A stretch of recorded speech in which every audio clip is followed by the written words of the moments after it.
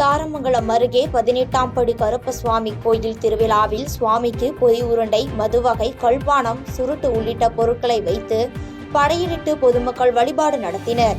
சேலம் மாவட்டம் ஓமலூரை அடுத்த தாரமங்கலம் அருகே துட்டம்பட்டி ஐயனாரப்பன் 18ஆம் படி கருப்பசுவாமி கோயில் உள்ளது.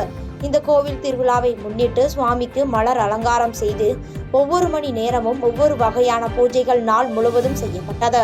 இங்கு பாளை மரமே கருப்பசுவாமியாக கருதப்பட்டு பூஜை செய்து பாளை மரத்தடியில் அமர்ந்துள்ள காவல் தெய்வமான கருப்பசுவாமிக்கு பொரி உருண்டை, மது வகைகள், கல்பானம், சுருட்டு என 18 வகை பொருட்கள் நெய்வேத்தியம் வைத்து படைக்கப்பட்டது. அதனைத் தொடர்ந்து ஆடு, கோழிகள் பலியிட்டு கோவில் பூசாரி கத்தி மீது நடந்து வந்து பக்தர்களுக்கு அருளாசியுடன் சுவாமிக்கு படைத்த பொருட்களுடன் அன்னதானம் வழங்கப்பட்டது.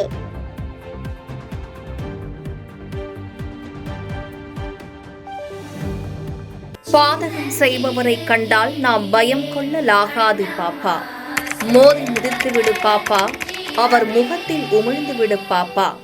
அண்மை செய்திகளை உடனுக்குடன் தெரிந்து கொள்ள இணைந்திருங்கள் எம் நாடு தொலைக்காட்சியுடன்.